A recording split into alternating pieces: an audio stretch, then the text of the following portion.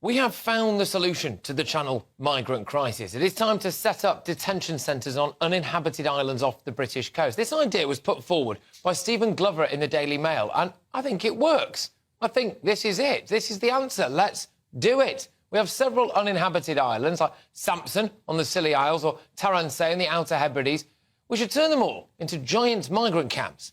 And when we pick people up in the Channel, we can take them straight there. They are uninhabited, apparently, so no local residents will be disadvantaged. Building the one-off large-scale migrant camp will cost us a fraction of continually buying barges and renting out hotels and building new social housing. Crucially, these are British territories, so it completely removes the need to go through the courts and get a positive ruling on Rwanda.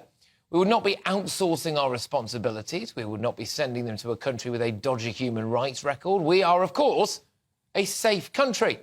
We currently have a situation where the people of Portland have a multi-million-pound barge docking in their port, soon to be full of free-range Channel migrant men.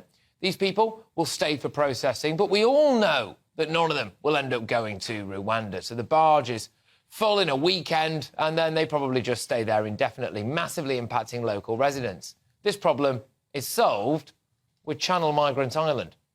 RAF Scampton can get its £300 million regeneration scheme now, can't it? Because the 2,000 men that were going to be housed there can instead be housed on Channel Migrant Island. Taransay is 5¾ square miles, supposedly. It could easily accommodate about 50,000 people, couldn't it?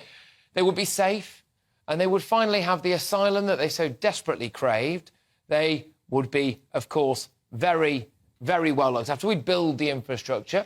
The public would also be safe, and some of those people would never have to go to Africa, to Rwanda, or in some cases, of course, go back to Africa. It shuts up the Human Rights Brigade, doesn't it? It would be cheaper in the long run, and it would, of course, crucially be a deterrent. It would also create jobs. We'd need people to work on Channel Migrant Island. All these legal loophole technicalities that have allowed our country to be absolutely rinsed by illegal immigration. But it's about time we started turning the tables, isn't it? Yes, you can stay in Britain for processing and quite possibly be granted asylum, but you will spend your time on that island over there. Do you want that? Or does France suddenly look bloody lovely? What are the House of Lords going to do about this, eh? Say it'll cost too much to set up? I mean, the current plans are costing us billions. Will they say it's against people's human rights? How? It's a British territory. Surely they wouldn't be stupid enough to find themselves going on record and revealing that they actually care more for the well-being of the indigenous puffin population on a remote rocky outcrop than they do for the emotional, financial and physical well-being of actual British citizens. Our military managed to knock up a few army bases in war zones in Afghanistan. Camp Bastion apparently managed to accommodate around 24,000 people. Those Nightingale hospitals went up pretty quickly, didn't they? This solves all our problems. Well done, Stephen Glover, for cracking the problem. It's time we used our own resources to solve this issue. Let's get these islands set up now.